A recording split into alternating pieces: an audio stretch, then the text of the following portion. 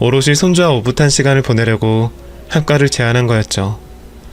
그런데 몇 주 뒤에 며느리가 말도 안 되는 부탁을 하더군요. 어머님, 요즘 애들은 교육이 빠른 거 아시죠? 그래서 말인데 어머님이 현빈이를 영어 유치원에 보내주시면 안 될까요? 이제 4살이 된 애를 영어 유치원에 보내자고? 예, 아직 우리말도 제대로 못 쓰는 애를 영어 유치원에 보내는 게 말이 되냐? 그건 어머님이 몰라서 하는 말이에요. 한글을 잘 모를 때 시작해야 영어를 제대로 배운다고요. 어머님, 저희는 나중에 현빈이를 유학 보낼 생각이에요. 누구보다 잘나고 훌륭하게 키우고 싶다고요. 지금부터 준비하는 것도 빠른 거 아니에요? 현빈이보다 1살 어린 애들도 영어 유치원에 다닌다니까요. 아이고, 세상이 어찌다 그렇게 변했냐. 나는 그냥 우리 손자가 건강하게 잘 놀면서 크면 좋겠는데. 어머님, 무엇보다 현빈이가 영어 유치원을 가고 싶어 해요. 못 믿으시겠으면 직접 물어봐요.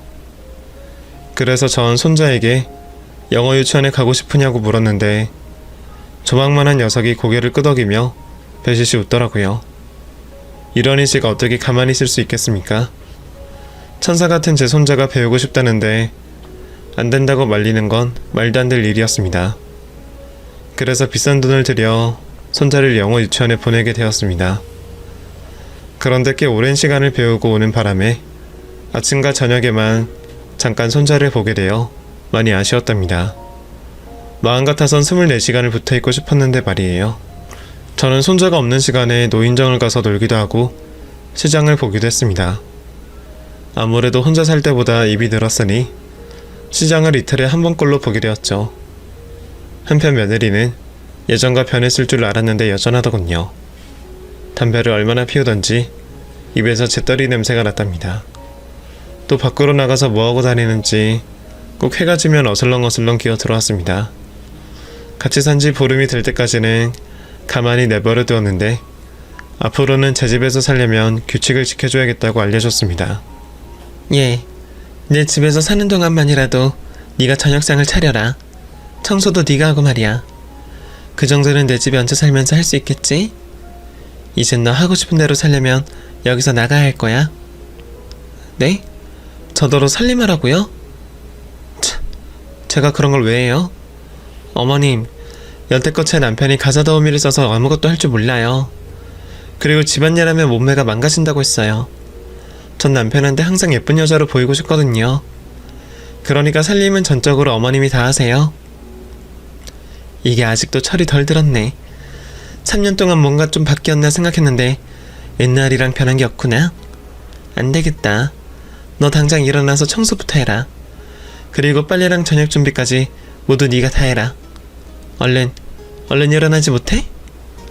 나중에 분가하고 싶으면 제 말을 들어야 한다고 강조했습니다. 그러자 며느리는 눈이 찢어지도록 저를 째려보더군요. 어머님, 건들지 마시죠. 전 이렇게 살 겁니다. 내 미모의 몸매 정도면 어디 가도 1등급 남편감을 만나고도 남는다고요. 제가 어머님 아들이랑 살아주는 것만으로도 감사해야 한다는 말입니다. 밥 잘하고 살림 잘한다고 좋은 아내가 아니란 말이에요. 남자들은 예쁘면 장땡이라고요. 밖에 나가서 살면 내가 간섭 같은 걸 안 해. 그런데 넌 지금 내 집에 얹혀 살고 있잖아. 로마에 가면 로마법을 따르라는 말 모르니? 당장 일어나지 못해? 아우, 짜증나. 노친내가 꼬장꼬장하네. 시끄러우니까 좀 나가요. 나이를 처먹을 거면 곱게 처먹을 것이지 왜 이렇게 연병을 하고 야단이야? 너 지금 뭐라고 했어? 나한테 또 욕짓거리를 한 거야? 인연이 아직도 똥인지 된장인지 모르고 까부네. 너 안 되겠다. 오늘 내 손에 제대로 홍군형 좀 놔봐라. 침대에 누워있던 며느리의 머리채를 잡아채자 우두둑 소리가 나며 한 움큼의 머리카락이 뽑혔습니다. 그리고 깃방망이의 엉덩이를 사정없이 때려주었답니다. 말로 교육이 안되니 내가 장dob일 거라 판단했으니 반쯤 죽여놓을 생각이었죠. 며느리는 비명을 지르며 저에게 뒤지도록 쳐맞았습니다. 눈탱이가 밤탱이가 되고 엉덩이에는 시퍼런 멍이 들었고요. 복날 개잡듯이 패줬더니 며느리녀는 아무 말도 하지 못하고 조용히 집안 살림을 시작했습니다. 제가 손가락을 들어 이거 해라 저거 해라 명령질을 하며 사람을 만들고 있었어요. 그런데 아들이 퇴근하고 돌아오자 며느리가 오열하며 저에게 이유 없이 또 들겨 맞았다고 이러는 겁니다. 아들은 이번에도 제 말을 믿어주지 않고 며느리 년을 감싸며 저에게 불만을 토로하더군요. 엄마, 이 사람한테 또 손찌검했어요? 도대체 왜 그래요? 좋게 좋게 대화로 풀어도 될 걸 왜 사람을 때리냐고요. 네 처가 나한테 곱게 늘지 못한 놓친애라고 욕을 해서 때렸다. 그게 시애미한테 할 소리니? 엄마, 또 말씀을 지어내시는 거예요? 제발 좀 그만하세요. 제 집사람이 그런 말을 하지 않을 사람이라는 건 저도 알고 엄마도 아시잖아요. 무슨 이유로 제 처를 미워하시는지 모르겠지만 제발 거짓말 그만하시고 마음을 열어주세요. 좋은 아씨라나 저희를 받아주겠다고 했으니 조용히 좀 지내자고요. 넌 또 이 엄마 말을 믿지 못하겠다는 거냐? 아유, 돌아버리겠네. 엄마, 저희가 얹혀 살아서 참고 있는데 또다시 이런 일이 벌어지면 저도 가만히 있지 않겠습니다. 경고는 이번이 마지막인 줄 아세요. 이에 제가 언성을 높이며 화를 내는데 무시하고 방으로 들어가 버리더군요. 진짜 미치고 팔짝뛸 만큼 열불이 났답니다. 그런데 손자 녀석이 제 뒤에서 까꿍하며 장난을 걸어오더군요. 결국 손자의 미소에 화가 녹아버려서 아들내외와의 일을 잊어버리고 말았습니다. 그날 이후로도 며느리는 제멋대로 살려고 했고 저는 혼을 내면서 사람 새끼로 만들려고 무던히 노력했습니다. 아들에게 일러 바치지 않을 정도의 딱이 정도로 혼을 내면서 말이죠. 하지만 며느리녀는 도통 말을 듣지 않았습니다. 또 막말은 고쳐지지 않더군요. 그래서 제가 폭발하려고 하면 꼭 손자를 데리고 와서 저를 꼼짝하지 못하게 만들었답니다. 제 상황이 어떤지 그림이 그려지시죠? 손자 앞에서 고약한 모습을 보이기 싫어 매일 인내하며 지냈습니다. 그렇게 며느리와의 역겨운 동거는 2달이 지나갔는데 어느 날 참지 못할 사건의 날이 다가왔습니다. 손자가 영어 유치원에 다녀와서 복습을 하고 있었는데 저에게 모르는 단어를 묻더라고요. 할머니가 영어로 뭐야? 이거 읽는 법 좀 알려줘. 아, 할머니는 그랜드마덜이라고 하는 거야. 따라해봐. 그랜드마덜. 제가 영어를 잘하는 건 아니었지만 기초 지식이 있어서 손자에게 단어를 알려주었죠. 그러자 소파에 앉아있던 며느리가 피식 웃으며 어머님, 그랜드마덜이 뭐예요? 영어는 혀를 굴리면서 발음해야 한다고요. 아니다, 됐어요. 무식한 게 죄는 아니니까요. 그런데 어머님, 무식한 것도 옮아요. 주제넘게 굴지 마시고 밥이나 하세요. 우리 현빈이한테 공부는 가르쳐주지 말라고요. 라며 저를 개무시하더군요. 이에 저는 또다시 화가 치밀어 올라 너 말 다 했니? 발음이 어쨌든 간에 전달만 되면 되는 거 아니야? 그리고 뭐 주제넘게 굴지 말고 밥이나 하라고? 너 그동안 나한테 덜 맞더니 또 기어오르는 거냐? 오늘 한번 뒤지게 맞아볼래? 하고 소리쳤습니다. 손자가 옆에 있긴 하지만 도저히 참을 수 없어서 저도 모르게 그런 거였죠. 어머님을 보면 제 가슴이 참 많이 아파요. 무식하고 못생기고 꼬장꼬장한 성질머리까지. 아휴, 전 어쩌다가 어머님 같은 분을 시어머니로 만났는지 모르겠어요. 재수가 없어도 오직이 없다고요. 너 한마디만 더 하면 경을 치를 줄 알아라. 입 다물어라. 현빈이 때문에 참아줄 테니. 경을 친다고요? 제가 몇 대 맞아주니까 진짜 등신으로 안아보네요. 이봐요 어머님, 그런 성질머리를 어떻게 결혼을 하고 자식까지 낳았어요? 내가 죽은 시아버지였으면 어머님하고 하루도 못 살았을 겁니다. 시아버지는 죽으면서 어머님한테 해방돼서 기뻐했을 거예요. 결국 며느리는 저에게 선을 넘고 말았습니다. 세상 떠난 제 남편을 들먹이며 조롱하는데 더 이상은 참을 수 없었답니다. 그때는 손자도 필요 없었어요. 모든 식구들이 저와 연을 끊어도 상관없으니 오늘 며느리년의 초상을 차릴 생각이었습니다. 일단 손자를 방으로 데려다 놓고 다시 거실로 나와 며느리의 깃방망이를 한 대 날렸답니다. 이윽고 바닥에 자빠진 며느리의 배에 올라타서 양 주먹을 번갈아 가면서 면상을 후려쳤습니다. 어찌나 크게 분노했던지 제 주먹이 아픈 것도 모르고 계속 주먹을 질렀네요. 아, 어머님, 이게 뭐하는 짓이에요? 그만 때려요. 아빠 죽겠다고. 이 미친 노친네야. 내가 틀린 말 했어? 당신 같은 꼬장꼬장한 할망구를 데리고 산 시아버지가 불쌍하다고. 이 거렁뱅이 노친네야. 당장 떨어져. 그래, 마음대로 짓거려라. 오늘 니년 초상 치르고 나 교도소에 가서 말뚝박을 낸다. 이 똥물에 튀겨 죽일 오사라냐나. 저는 퍽퍽 소리를 내며 며느리를 계속해서 응징했습니다. 그런데 잠시 후 현관문이 열리며 제 아들이 들어오더군요. 아들은 깜짝 놀란 얼굴로 다급하게 달려왔습니다. 엄마 그만하세요. 이러다 사람 잡겠어요. 이거나 너도 똑같아. 예미 말은 죽어도 들어주지 않고 여우 같은 년한테 홀려서 헛소리만 남발하는 거 질려버렸다고. 오늘부로 너랑 네 마누라년 그리고 네 아들까지 다 인연을 끊어버리겠다. 다들 내 집에서 꺼져. 그리고 다시 며느리의 면상을 갈기려고 하는데 아들이 제 손목을 잡더군요. 그리곤 저를 힘으로 일으켜 세우더군요. 지 마누라가 얻어터지는 걸 보기 싫었는지 저를 멀찌감치 밀어냈답니다. 어차피 인연 끊기로 마음먹은 거 이판사판이다 싶어 아들내미의 따귀를 한 대 세게 날렸습니다. 그러자 아들이 정장마이를 벗어 던지더니 두 주먹을 불끈 쥐었습니다. 이 녀석이 엄마인 저를 공격할 생각이었나 봅니다. 저는 될 대로 되어라 생각하고 아들의 뺨을 다시 거세게 날렸습니다. 고개가 돌아간 아들은 주먹을 질렀습니다. 제가 아닌 며느리에게 말이죠. 자빠져 있는 며느리의 배에 올라타서 두꺼운 양손으로 싸대기를 연타로 날리며 소리치기 시작했습니다. 이 머저리 같은 년아, 네 년이 감히 나의 엄마한테 그따위 막말을 해? 그리고 엄마가 치맥기가 있다는 헛소리까지 짓거려? 이 쓰레기 년아, 그동안 내 엄마의 속을 뒤집어 놓은 죄를 이제부터 갚게 될 거야. 저를 공격하나 싶었는데 아들은 어떻게 알았는지 며느리의 실체를 알고 참교육을 시작했답니다. 알고 보니 제 손자가 아들에게 이런저런 말을 다 했나 봅니다. 방에서 몰래 엿들은 말들을 일러 바친 겁니다. 며느리가 저에게 늙어 빠진 년, 곱게 나이를 처먹지, 늙으면 죽어야지 등등 막말을 손자가 귀로 다 듣고 남편에게 그게 무슨 뜻이냐고 물었답니다. 그래서 아들은 뭔가 심상치 않다는 생각에 거실에 소형 CCTV를 설치해 두었다네요. 일주일 동안 녹화된 영상을 하나하나 살펴보았더니 며느리가 저에게 막말하는 걸 모두 믿게 되었답니다.